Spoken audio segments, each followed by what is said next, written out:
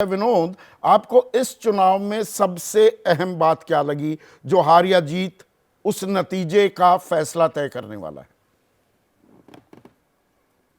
देखिए, राजस्थान का जो इतिहास है उसके चलते जो इलेक्शन का इतिहास है उनका कि हर 5 बरस बाद वो बदल देते हैं सरकार। तो वो कन्वेंशनल विजडम मैं समझता हूँ इस इलेक्शन में अप्लाई नहीं करना चाहिए, क्योंकि ये इलेक्शन कन्वेंशनल नहीं था राजस्थान के हिसाब से। क्योंकि ये बात सच है कि भारतीय जनता पार्टी ने भरपूर कोशिश की कि वो हिंदू मुस्लिम बाइनरी लगाए, उसने लॉ एंड ऑर्डर का इशू उठाने की कोशिश की। मेरी नजर में लॉ एंड ऑर्डर के इशू के मुकाबले जो पेपर लीक का इशू था, जिसने क्षुब्ध किया वहां के युवा वोटरों को, वो ज्यादा अहम था।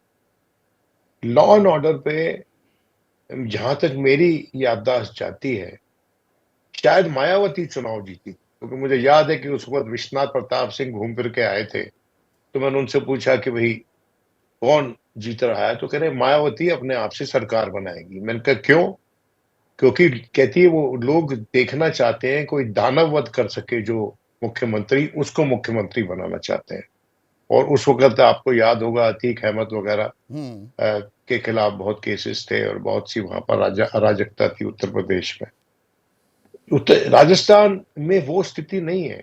ये बात सच है कि वहां पर पर हमने रेप्स हुए हैं, ये बात 2022 सच है कि में उत्तर प्रदेश में कानून व्यवस्था एक बड़ा मुद्दा बनाते दिखी बीजेपी, और उसके पॉलिटिकल डिविडेंड्स भी मिले उन्हें। उसके अंडर करेंट्स बाइनरी थी, हिंदू मुस्लिम बाइनरी। आप इस बात को समझने की कोशिश कीजिए।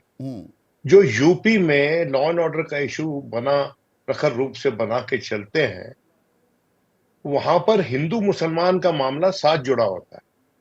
जितनी भी सख्ती है वो एक समुदाय के खिलाफ देखने को मिलती है। ये भी सच है कि राजस्थान में जो अशोक गहलोत का, तो जब अशोक गहलोत पहले भी इलेक्शन हारे तो उनके अपने खिलाफ व्यक्तिगत तौर पे एंटी इनकम्बेंसी नहीं होती थी। लेकिन एक बार जो मुख्य गलती अशोक गहलोत ने की है, और शायद इसीलिए की है कि वो ये चाहते हैं कि ये इस इलेक्शन के जो मेजर जो मैस्कॉट कांग्रेस के वो स्वयं रहे। तो उनके खिलाफ तो एंटी इनकम्बेंसी नहीं है, लेकिन जिन लोगों ने उनकी सरकार बचाई थी जब सचिन पायलट ने रिबेलियन किया था, तो वो जितने लोग उनके साथ थे उनको उन्होंने दोबारा टिकट दी और उससे पहले खुली छूट दे दी। तो एंटी इनकम्बेंसी उनके नुमाइंदों के खिलाफ, वो उससे कितना उभर पाते हैं ये तो इलेक्शन के रिजल्ट बताएंगे। और 21 एमएलए और के ही मेरा ये टिकट मानना काटे। है। Vinod, sorry for the interruption. हाँ, 21 विधायकों के ही टिकट काटे। बहुत से जानकारों का यह कहना था 40-50 के काटते तो ये एंटी इनकम्बेंसी, इसकी धार कुंद की जा सकती थी, लेकिन वो नहीं किया। तो इसमें मेरा सवाल ये है कि क्या दरअसल अशोक गहलोत चाहते ही नहीं बहुमत मिले, मतलब 90-95 का खेल खेलना नहीं, चाहते हैं? और वसुंधरा का गुट भी, बीजेपी की तरफ से भी ये लड़ाई है कि दरअसल बहुमत नहीं चाह रहे हैं कि उसके आसपास ही आकर अटके, फिर देखते हैं कि कौन बनेगा मुख्यमंत्री।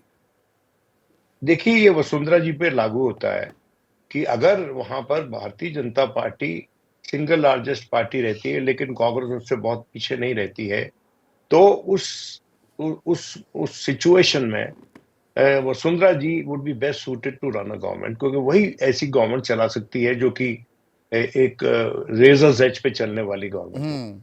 लेकिन मैं ये कह रहा हूं कि जहां तक अशोक गहलोत का सवाल है, जो मेरी अपनी व्यक्तिगत राय है और मैं गलत हो सकता हूं, कि अशोक गहलोत ने ये सोचा कि इन सबको दोबारा रिनॉमिनेट कीजिए, ताकि ये लोगों ने मेरी सरकार बचाई थी वही लोग मेरी सरकार दोबारा बनवा देंगे अगर हमारे आंकड़े सही हुए। तो उनका जो गेम प्लान था was to be the main face of the Congress, और उसके बाद कांग्रेस के मुख्यमंत्री पद के दावेदार।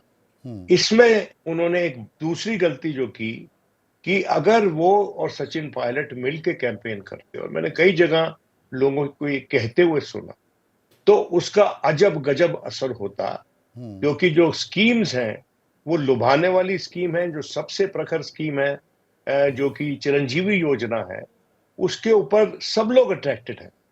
और जो 10,000 रुपए देने का वृद्ध महिलाओं को, जो विमेन जो फैमिली के एल्डर्स हैं, वो भी एक बड़ा भारी अट्रैक्शन है। जो 7 गारंटी, जैसे ही घड़ी का काटा दोपहर 2:30 पे आए, बबीता जी का दिल सास बहू साजिश के लिए मचल जाए। और ये है इनकी बहू, पूरे दिन ऑफिस की टेंशन हो जाए गॉन जब ये करें अपना फेवरेट शो फ्री टाइम पे ऑन।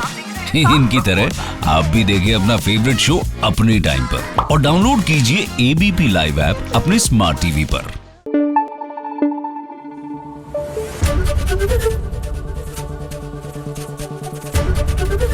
एबीपी न्यूज आपको रखे आगे।